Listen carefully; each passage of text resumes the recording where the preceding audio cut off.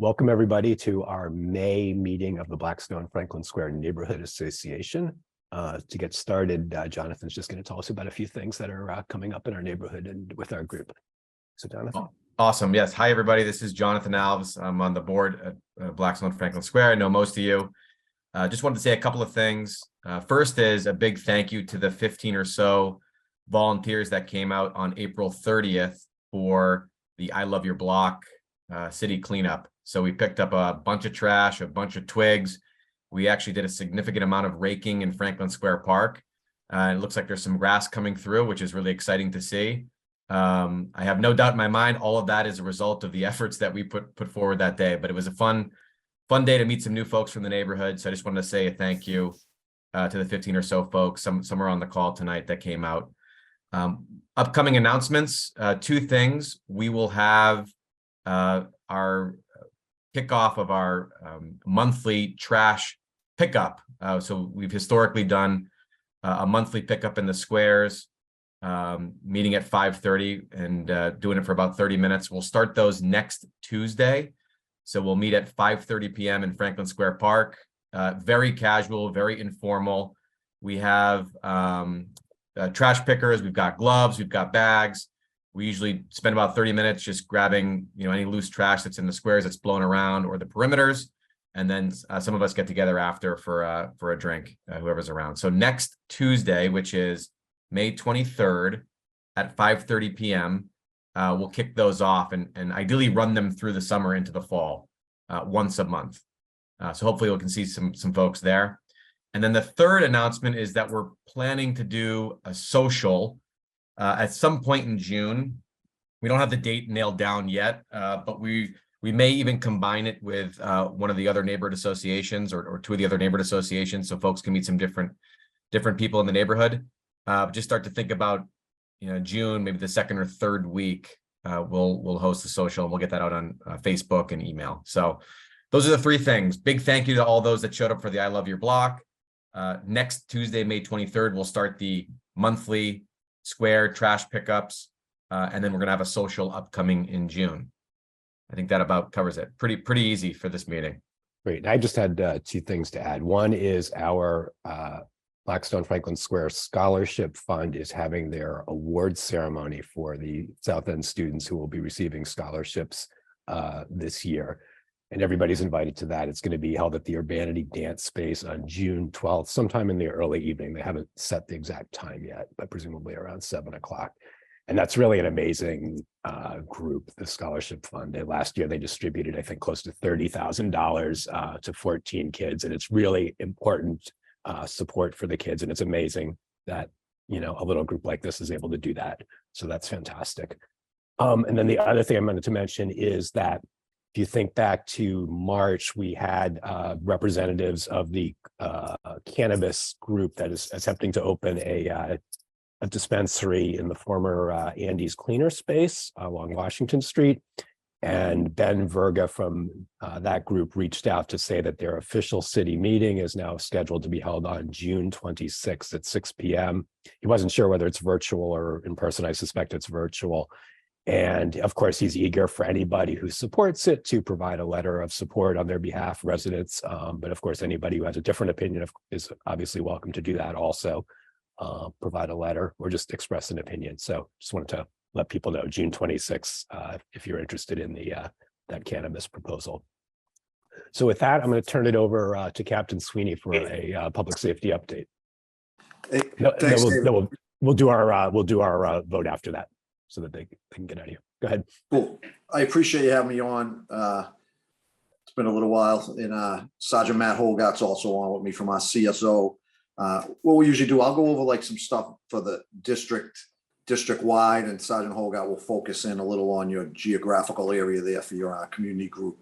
For the district as a whole, we're up 7% on our Part 1 crime. And so people know Part 1 crimes: homicide, rape and attempted rape, domestic aggravated assaults, non-domestic aggravated assaults, commercial burglary, residential burglaries, and larcenies from motor vehicles, auto thefts, and other larcenies, which are your shopliftings and kind of package thefts. We've seen a large increase this year in our Other larcenies were up 13% from 2022, up 69 incidents. That's kind of driving that 7% there, because we're up Part 1 crime total for the year, 67 incidents. So, you know, a lot of that's driven by kind of the Back Bay area, Newbury Street, Boylston, in the Copley Mall and the Prudential there. But we do have an increase in robberies year to date, up 11 incidents from 32 last year to 43 right now. And the majority of those, you know, when you hear robbery, people may be thinking like street robbery.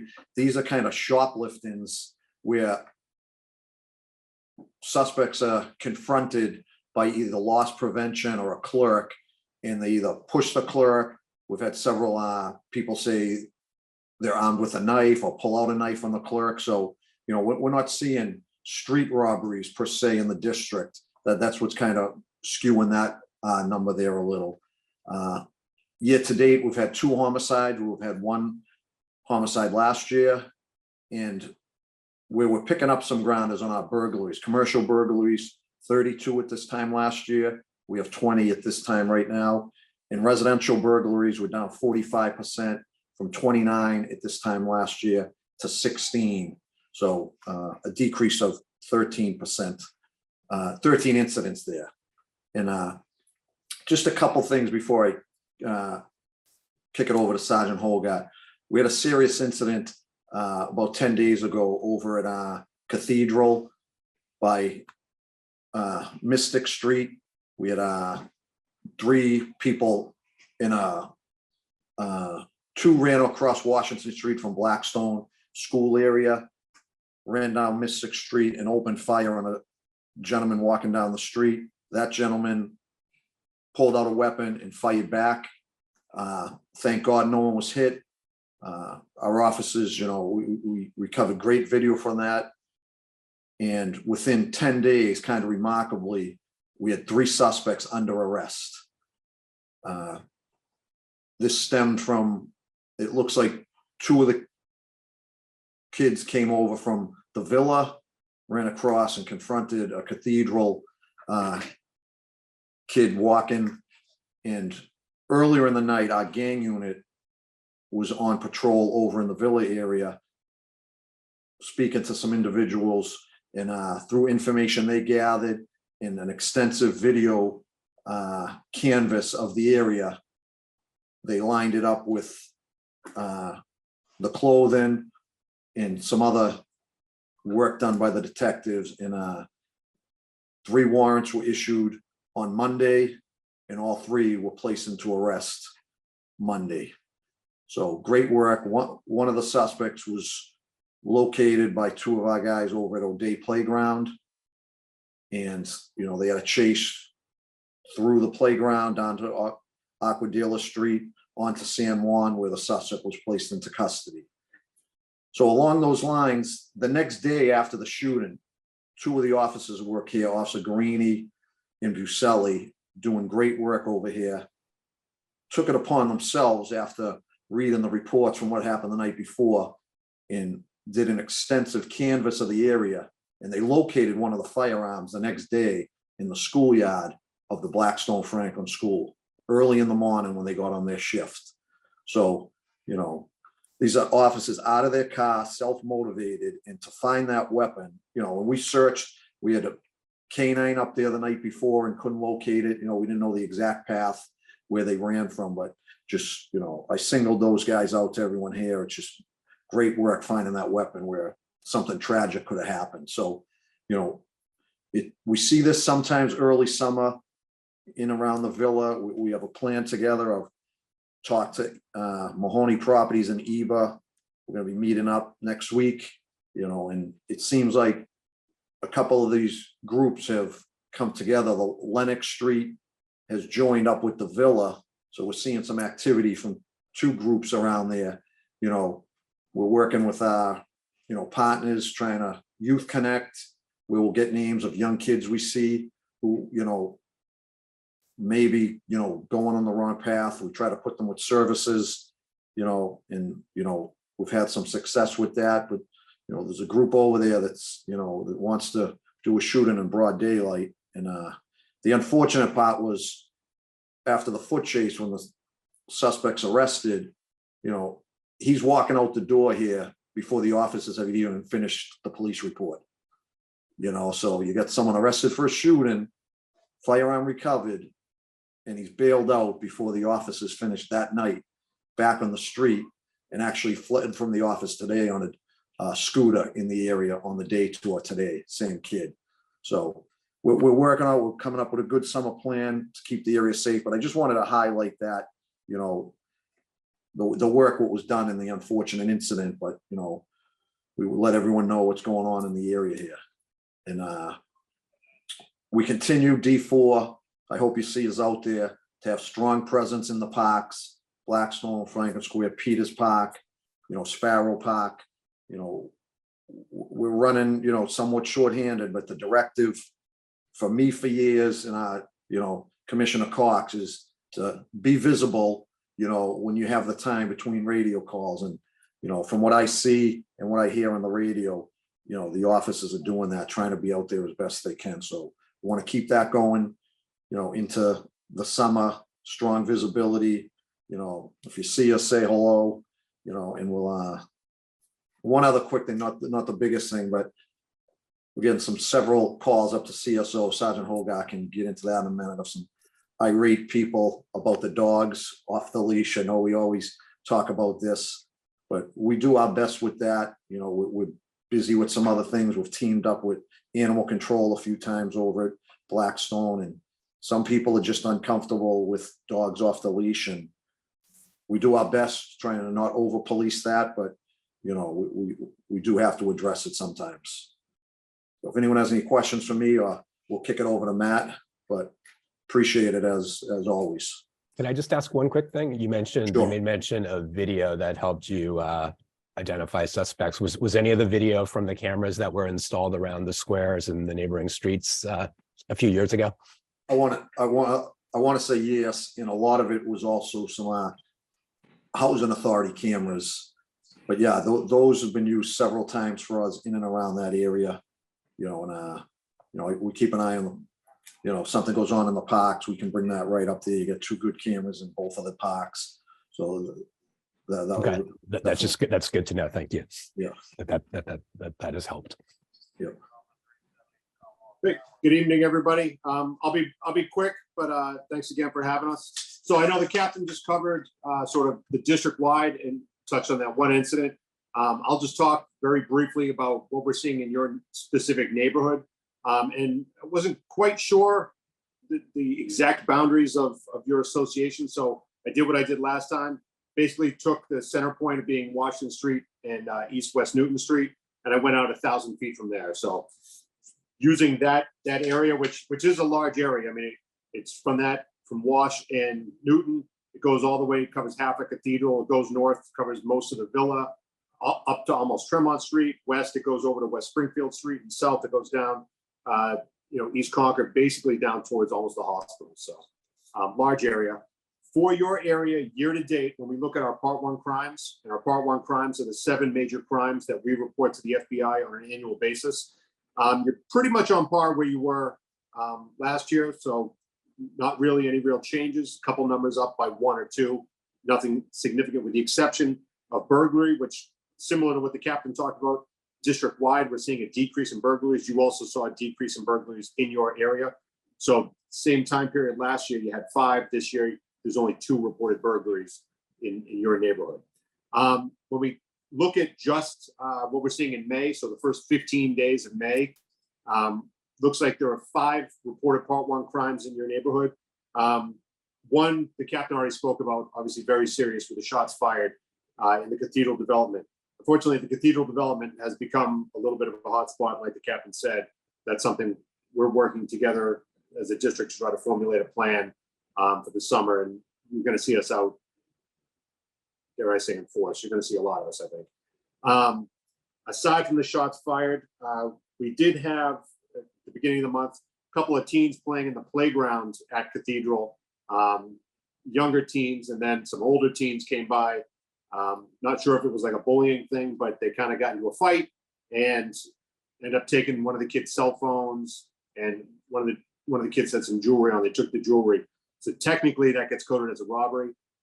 It was really more just a fight, but they did take the items from them. So that's technically counted as a robbery. The other day, we actually had an individual come into the lobby in the station here with a non-life threatening stab wound to the back. The officers applied little first aid while they called for an ambulance. When they asked him where it happened, he said it happened up on Sharman Ave by the Blackstone School. Other officers responded up there, tried to look for a crime scene, couldn't find anything. The victim at the station wasn't very helpful, other than just saying, yeah, it happened up by the school, Sharman Ave. The officers did a little due diligence. They figured out where he lived, went to his address, and outside his door, lo and behold, there was some blood evidence. So I can't really get too much more into it. The detectives are looking into it, but it looks like it was most likely a domestic incident. That actually happened in the Cathedral development as well. Aside from those 3 incidents, the only other Part 1 crimes you guys had during the month of May were larcenies. One was a food delivery driver. He was delivering food to a building on West Newton Street, I believe, on a bicycle. Got off his bicycle, walked inside to deliver the food, and within 2 minutes, that bike was gone. That's something we see everywhere. Every community meeting we go to, we tell people bicycles are a hot commodity. Even if they're locked, you got to keep your eye on them. When they're not locked, you're basically giving it away. So don't be a victim. Don't leave things unsecured. And if you can, take your bike inside. And even if it's inside, if it's in a garage, a lot of these buildings have underground parking garages with bicycle rooms. Lock it up in there just because it's inside. Unfortunately, people can get into those garages, and the bicycles are a very hot commodity right now. And the only other larceny that you had was down on East Springfield Street. An individual parked his car for the night, forgot to lock it. When he came out in the morning, he discovered he forgot to lock it because it looked like it had been rummaged through, and he had a laptop computer, an iPad that were no longer there. So fortunately, he learned the hard way. You have to lock your car. I know, and I'm guilty of it too. Sometimes I think I lock my car when I don't. So you try to get in that habit of, even if you think you've locked it, just hit the button again one more time, make sure it's locked. Because unfortunately, we got guys that are just walking down the street just trying car doors. And if you walk down all of Washington Street and you try all the doors, and even if you get one, you might win. You might get a laptop. So that's what we're seeing in your neighborhood. Like I said, unfortunately, a lot of it was sort of focused in the Cathedral development, but like the captain said, that's something we're looking at and we are going to be working at as we move into the summer. And that's what I have for your neighborhood, unless anybody has any questions or anything in particular. One I just wanted to also jump in on, I meant to mention, the Mass Cass area. We're seeing an uptick of people coming over from, the Southampton Atkinson Street side and kind of setting up now opposite the ambulance bay on Albany Street, outside A-Hope, open air drug use right there, shooting up right on the kind of taking over the sidewalk. So we're addressing that now, but that's obviously with the warm weather, it's a concern where really over the last 2 years, we've been much better off than the C6 Southampton side, where the crew usually stays over there. But, noticing some of the alleys are picking up a little bit. It's just, it's the weather, and, we're aware of it. We're in a fine line of how we address that, with our higher ups in the department. We don't want to be the lead officer going in there. We want to work with our partners, Public Health, Pine Street, so, you may have noticed that, but we've addressed the sidewalk. Obviously, that's a public sidewalk. People are trying to go in for doctor's appointments. You get nurses and doctors trying to go into work. So we will address that out there. But as far as, you may see there's like an alcove there right outside 774 at A-Hope.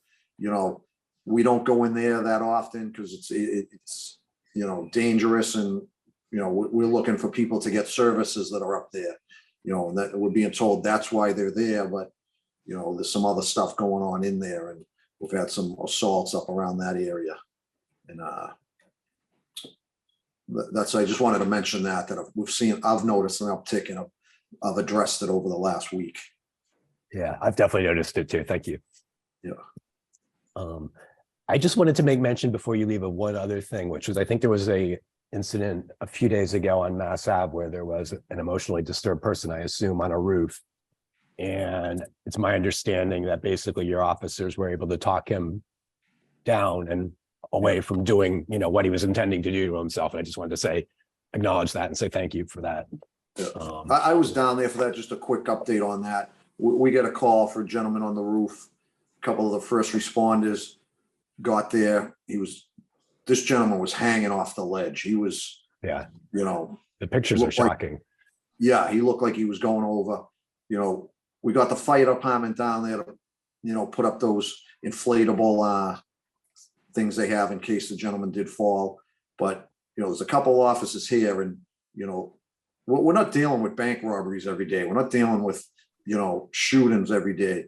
A lot of it is mental health and drug addiction issues, and being on basically that roof, myself overseeing this, and we have our negotiators that come in, but they let a D4 guy handle it because of the rapport he developed with this guy.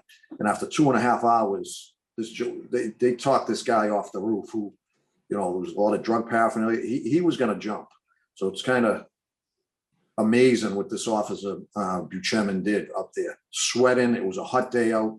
This cop was dying up there in the sun, but he wouldn't leave and wanted to leave. And he ended up, talking this guy down. We walked him down the stairs into an ambulance and, sectioned him into the hospital. So kind of some stuff that doesn't get some recognition, but yeah, I appreciate it, Dave. It was some good work up there. Thank you. I just want to give a quick shout out to Captain Sweeney and Sergeant Hogardt. There's a lot going on in the city. It's a very big district. We've worked really closely with his team the last several years for them to maintain a consistent presence in our squares. It's made a big difference. I hear a lot of feedback from people that are happy to see you guys. We know the resources are thin, but things are much improved from they were years ago.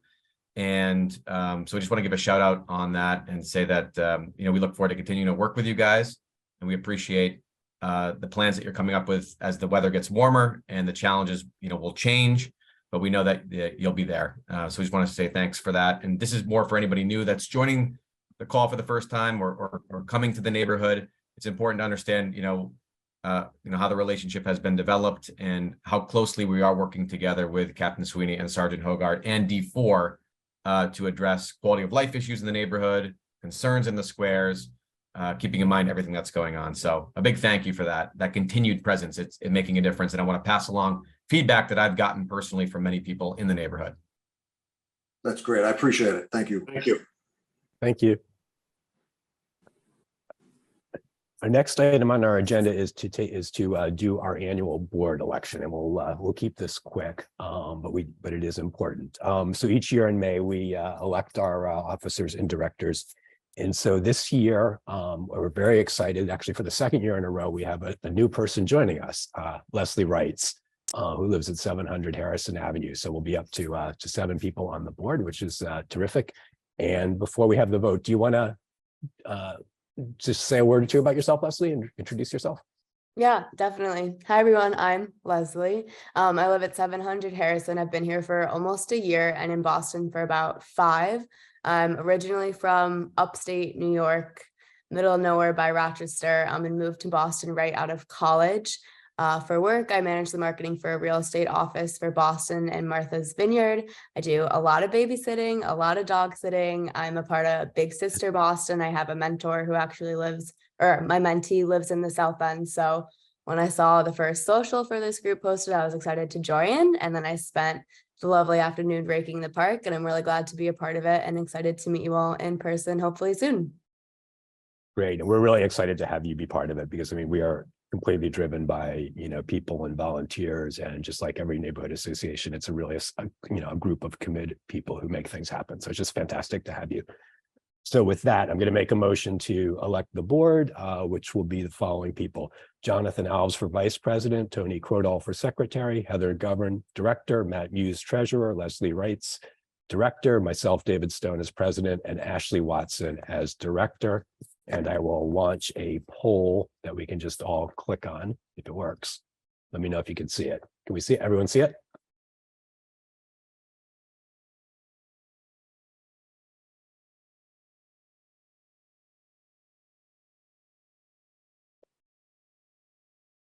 Anyone else want to vote? I voted. I don't know if I was supposed to vote, but I gave you all. No, you can vote because I think you work at our work at our district. Right. Did you Our vote now? neighborhood. Did you vote now? No. I can see who voted. So All right. all right. Terrific. Thank you. So we for some reason it doesn't let me vote, but I'm going to take the liberty of voting. So it's 14-0. It passes. Terrific. With that, I want to move on to Ashley, who's going to give us a little update on what's happening with the South End Library. She's our liaison to the working group the city and stakeholders have. So go ahead, Ashley. Sure. So there's been a committee for the South End Library since it's been closed due to weather damages for, I think, almost a year now.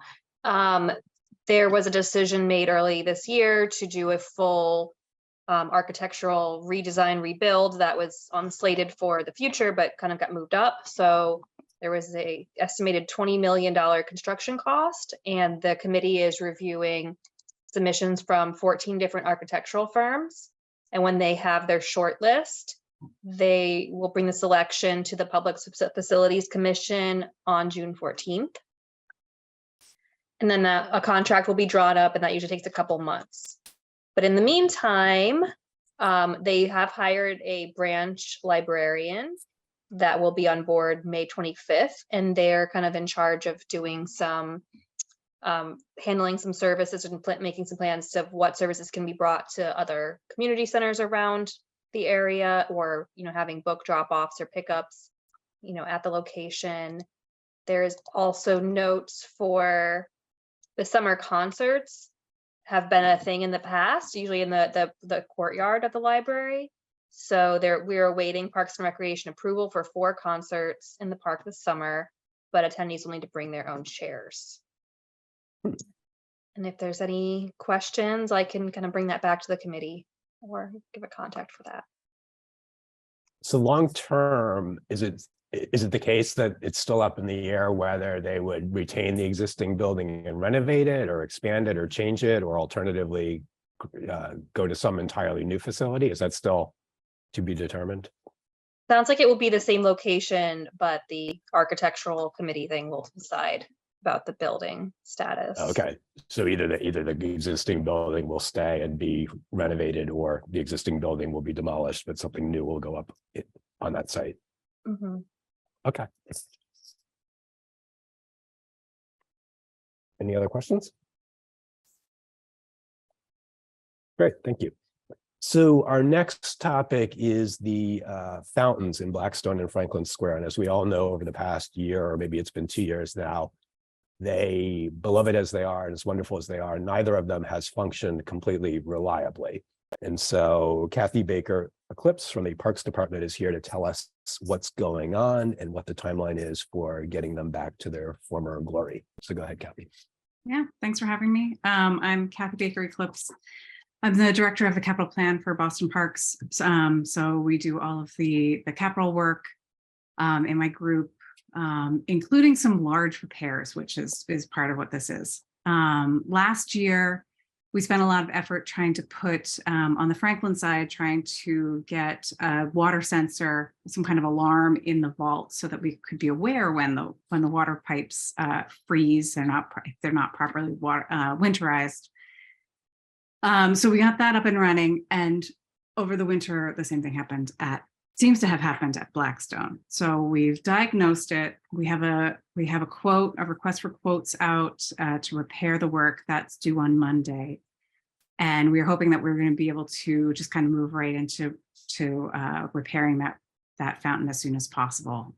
So hopefully we'll get it up and working as soon as we can. And fix is on the way. Unfortunately, it is not inexpensive repair, so it's something, and it's beyond our abilities to do it in-house. So we do need to hire a contractor to get out there and do the work. But I think hoping we'll get some good quotes from some known entities that we can move forward with that repair work pretty quickly. And I think the Franklin fountain may be working.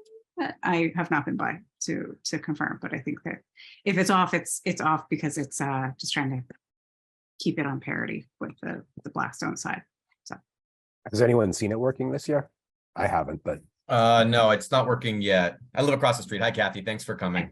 It's great to have you here to get out ahead of the rumors and gossip that will inevitably follow on various social media forums and in person. Invite you operations.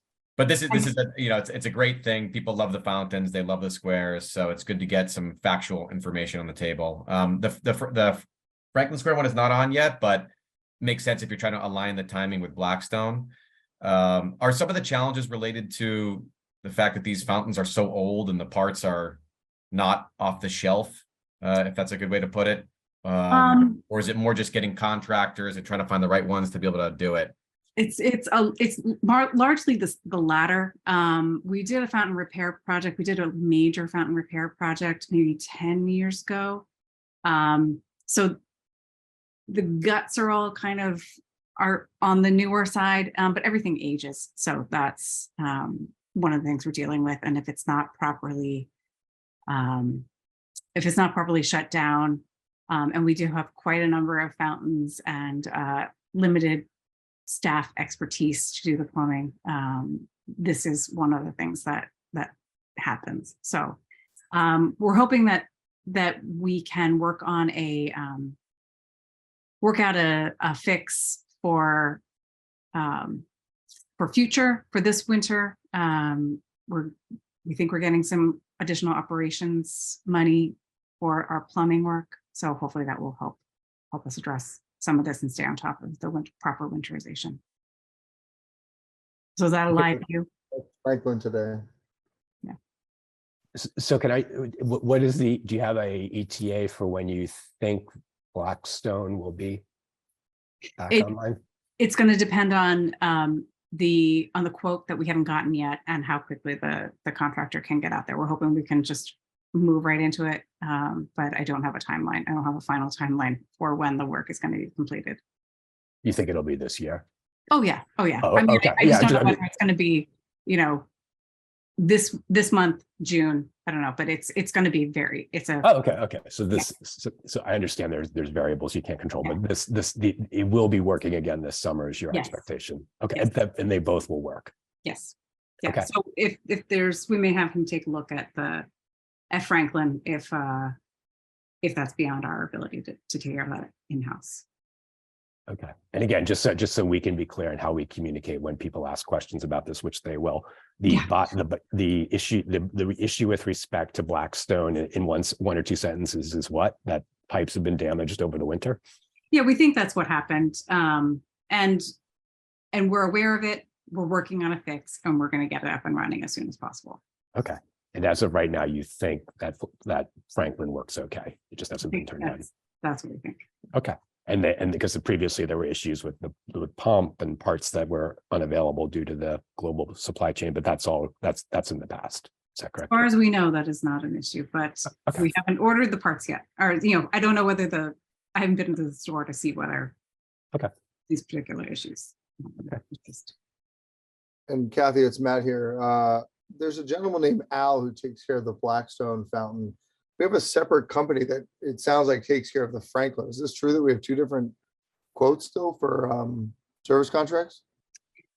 So the service contracts are different than the repair contracts. So we do have a service contract to help us with the winterization. Sorry, with some of the the seasonal work that needs to happen around the fountains.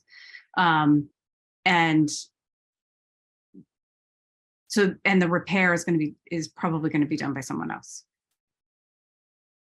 But it could be done by Al. I don't know. Depends on how the quotes come in. Are we utilizing the Brown Fund to pay for these, or what's our We're going to pay for this out of the Parks Department budget. Thank you. Brown Fund does not pay for routine maintenance. They pay for capital. They help pay for capital repairs, not Yep. kind of, you know. I just yearly tried that kind on the of thing. side. I was just curious. Thank you.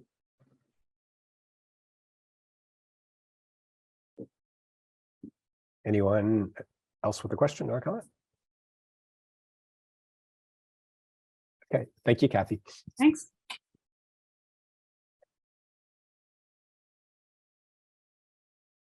So now we have Tracey Merrill from St. Stephen's Youth Programs, who's going to tell us a little bit about St. Stephen's, which has been a great partner in various things over the years to our organization, in addition to all the other great work that they do. So go ahead, Tracey. Great. And I'd like to introduce you to Chris Sumner, who's on here also. Chris is our new executive director. Hi, Chris. Good evening, folks. Pleasure to meet And you all. Yeah, I think we both, I'm going to actually defer to Chris to talk a little bit about St. Stephen's, if that's okay. But thank you for having us. We've enjoyed a really nice partnership, as David said.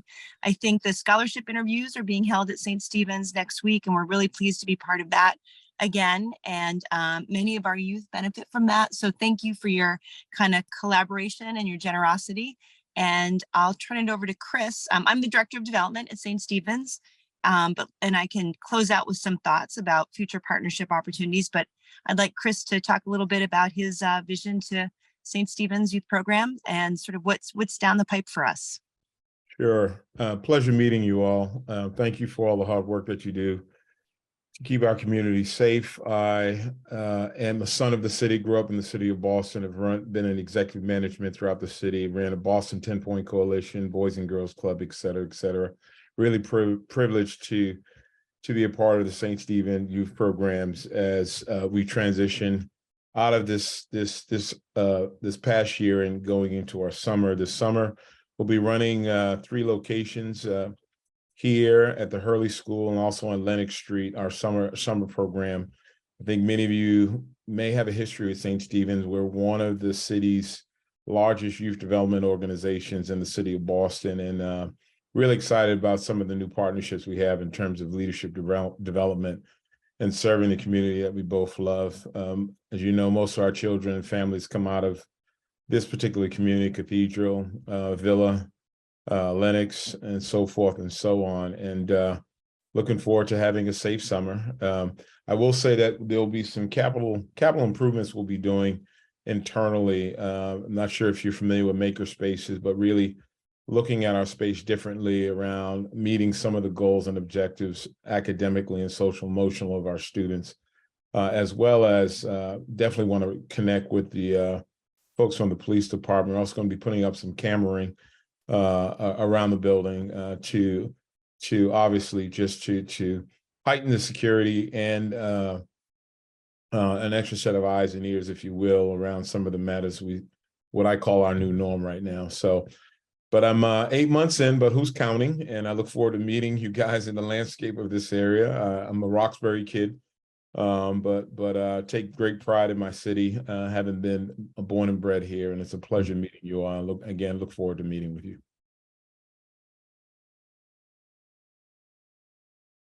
Great, thank you. Nice to meet you, Chris.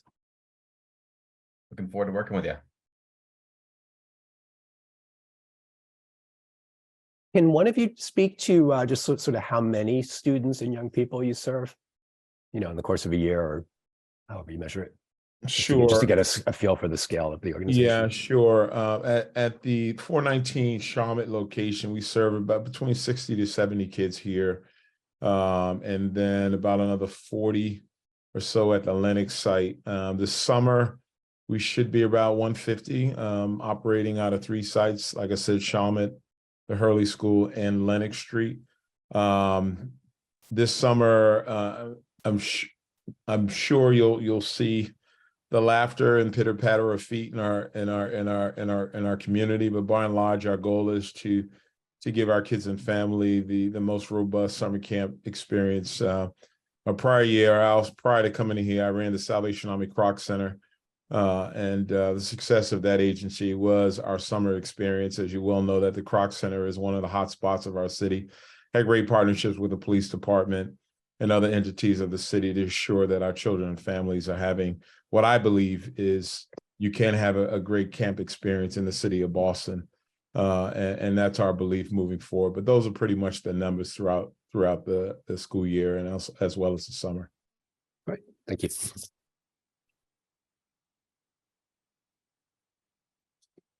Tracey, were you going to speak about other? Are there any sort of questions partnerships? Sure. A couple of, and we're here to answer questions as well. But short term, we have a couple of ways that we'd love to connect and make some deeper connections with the neighborhood. Number one, we need volunteers. We are always looking for adult mentors to come in and work with our youth. That can be as much of a commitment or as little as you want. It could be something you do monthly, you do bi-weekly. It's really up to you, but we would come in, have you come in, fill out a questionnaire, and then we would pair you with one of our youth. We are always looking for literacy volunteers to come in the afternoons after about 3:20 and do some reading and be a book buddy. That's a program that's really popular. And then we have regular career panels. And one of the things we try to do for our teens and our young adults is to expose them to different careers. So if you've got something that you would like to share, a passion, a field you're deeply involved in, we'd love to have you come in and be part of a panel. And if you have a company or a business where you would like to share what you do, everyone's building pipelines now, recruiting pipelines. We would love to have you host a site visit for some of our youth. So that's one opportunity. We're always looking for volunteers. We are always looking to connect to companies. We are a nonprofit. Our budget's about $2 million. We are not on any kind of under state mandate or city mandate on anyone's budget. We need to raise every penny of what we bring in every year. So if you have ties either to philanthropies in Boston, those interested in the neighborhood in particular, we would love to hear about those. And David can share my contact information afterwards. We are very fortunate to get funding in Boston from Fidelity Foundation, State Street, Wellington Foundation. We're trying to crack into the money in the insurance industry and also the VC industry. So if that's something you could help us with, we'd appreciate that. Very short term, as Chris said, we have our summer program. We as part of our year-round programming, we have a 5-week summer program. For the last 2 summers, we've done something different in terms of feeding the 350 youth that are with us. Instead of getting sort of canned food or food brought in from some of our church partners, so it didn't really resonate with our students. We have hired parent chefs. So we've had 8 chefs over the last 2 summers. And what that does is not only provide work opportunities for them, but it allows us at both of our sites to create summer meals that smell like home. So from a family that's recently emigrated, it might be a meal of rice and beans and empanadas. That is something that's nourishing to the kids. We find there's less waste, and it sort of brings our community together to have those sorts of meals. The funding bill to underwrite our summer food program is about $20,000. So we're right now actively fundraising to fill that gap. So if there's any resources in the community that you might want to flag for us to help us feed hungry kids this summer, we feed our staff and our parent chefs and our teams too. I'd be more than happy to speak to someone about that particular need. And if I may add, and part of our curriculum development piece of this is that our food program is so much a part of our wellness strategy, and meeting some of the real social emotional needs of our kid is really embedded in our academic and social enrichment design. So we do food a little bit different than just herding kids in and out of kind of a cafeteria. We recognize that our babies and families, the significance of eating a meal together and a healthy meal is really embedded in our kind of program delivery model. So that's why we're a little scripted, if you will, around how we're doing it. So. And the last thing I'll say is we did share with Lisa and Patty that we're having an open house on the 23rd, which is next week. It also happens to be, I think, one of the scholarship interview nights. So if you're in the neighborhood, please come by. We begin at 6:30 and it's going to be wine, cheese, and dessert. And Chris is going to talk a little bit more about the community, to the community about his vision. You'll get to meet some of the staff and some of our youth. So everyone is welcome. Bring a friend. The doors are open and we'd love to engage with you. Chris and Tracy, would you be able to put your details in the chat just in case anybody wants to reach out about volunteer opportunities or has questions about the upcoming event?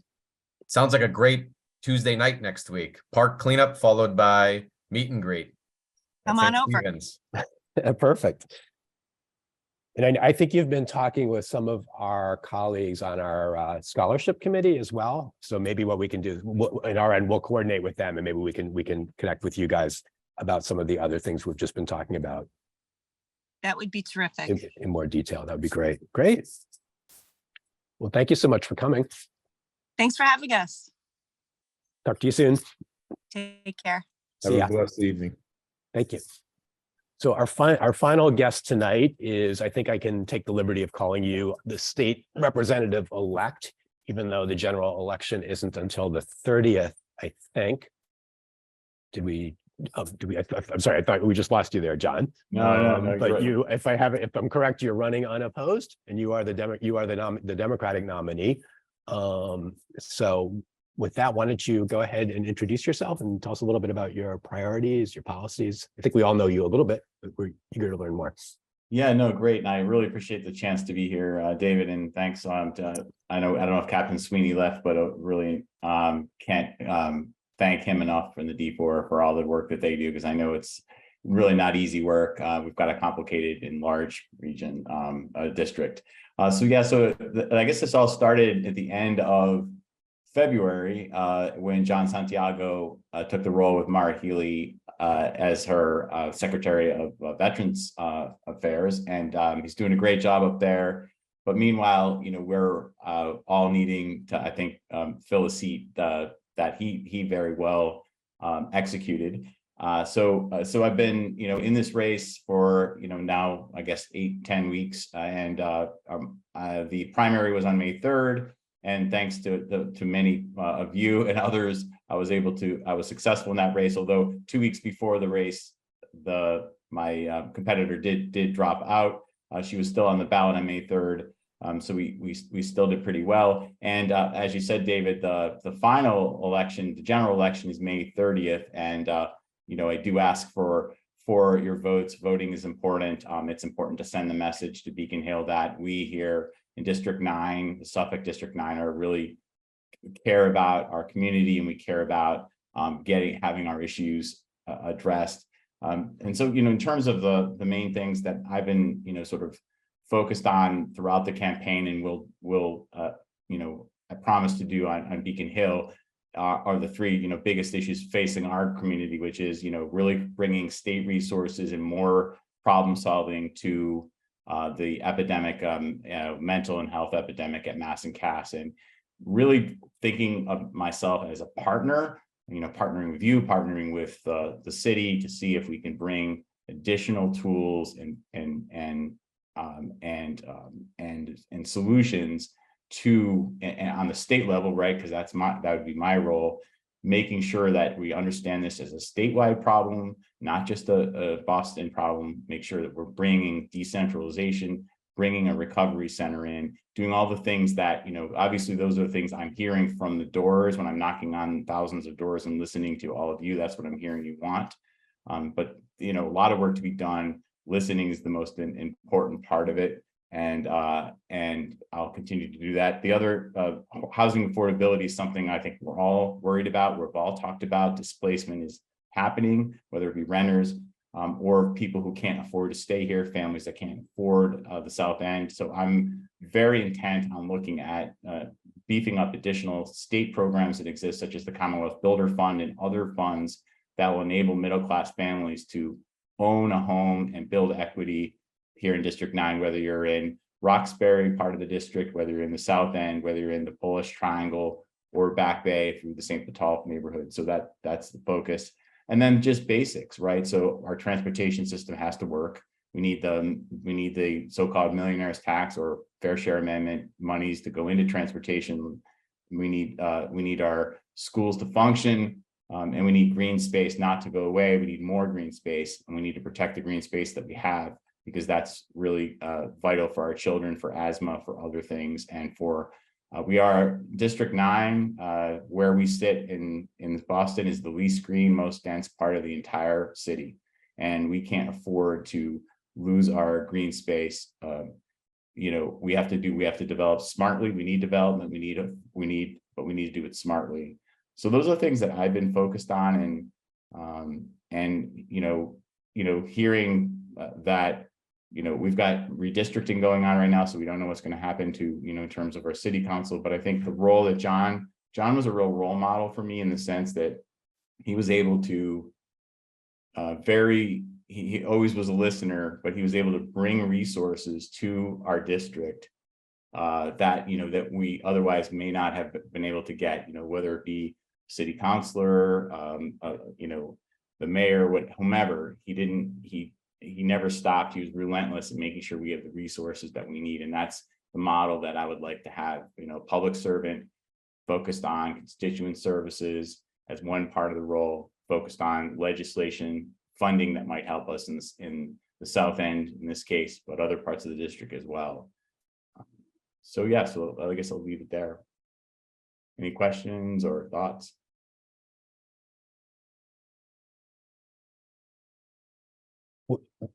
Do you have, in terms of when you first started on Beacon Hill, do you have any particular, the proverbial first bill you're going to file, or the committee you want to join, or the first thing you want to do?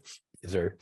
I definitely been sneaking up there a little bit to kind of figure out where the bathrooms are right now, and trying to figure out what the committees are. I'm meeting with a few folks this week, again, just to understand all the committee. I mean, obviously something around housing is really important. Something around mental health would be really key, I think, to help us making sure we address mass and CAS. So the way it actually works, is that the House Speaker chooses the committees, and we're now in mid-cycle. So I'm trying to figure out the timing and how I influence where, or what influence I actually have to get on certain committees. May just be for a few months that I'm laser focused on setting up an office for constituent services, hiring my legislative assistant that can help make sure that we're attending meetings like this on a regular basis, hearing the issues of the city. So more to come, but I definitely will keep you guys updated. As much as I learn, as fast as I learn it, as a newbie up there on the Hill. Any other questions? I had one final thing. I know you've been all over the neighborhood in the district 100 times, probably in the last number of weeks, and certainly our area. But I still think before you get too busy following your election, it would be great if we could invite you down here on some nice day, take a walk around our little corner of the world here, and just kind of talk through some of the issues that we have and that we see right here. So maybe we can offline, we can figure out when to do that. Yeah, I would love that. And definitely mark down and maybe go to the cleanup next Tuesday. I don't know if that's that'd be great. Yep. But maybe. I mean, you bring up a good point, and this is kind of what I've learned in, I'm a Lean Six Sigma practitioner on change management, kind of what built my career around that at different companies. And the first thing that you need to do is you need to go see the problem. It's a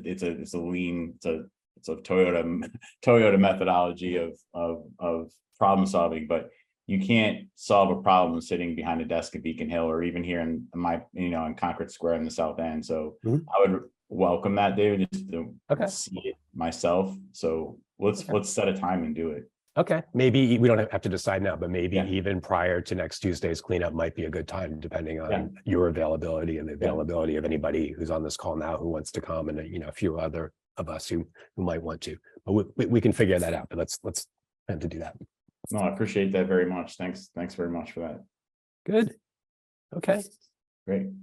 Anything else for John before we let him go? I just put my email here too. Okay. In case anybody has any questions or whatever, but thanks everybody. Appreciate it. Thank you. Thanks, John. Thanks. Thanks. So it's 7:59, so we are actually finishing up 30 minutes earlier than usual, which is great. I just wanted to make mention of one final thing, which is just to acknowledge that Sophia Wang from Councillor Flynn's office is here tonight, as she almost always is for all of our meetings. So thank you for coming, Sophia. And thank you for Councillor Flynn for what he does. Thank you. Happy to be here. Great. Okay, so I guess our next regular meeting isn't until September, but we are planning to do a bunch of things in between now and then, including having a social sometime in June. Is that right, Jonathan? That's right. We'll do we'll work on the park, the monthly park cleanups. We'll do a social. We've got the scholarship committee event. So there'll be a few things going on between now and September. Okay. So check social media, email, and there could be even some ad hoc things in between then. We've got a new board member, a new energy in Leslie. So the ideas, could be fresh and flowing. Exactly. Here's our official schedule. I think these were the tentative dates we had. Okay. Okay, cool. Well, now we know where we're all going to be on these dates, or at least some subset of us. Not in my cleanups notes. Cool. All right, everybody. Thank you. Good meeting. Thank you. David. Good night, everyone. Night. Bye. Thank you. Yeah, good night. Thank you.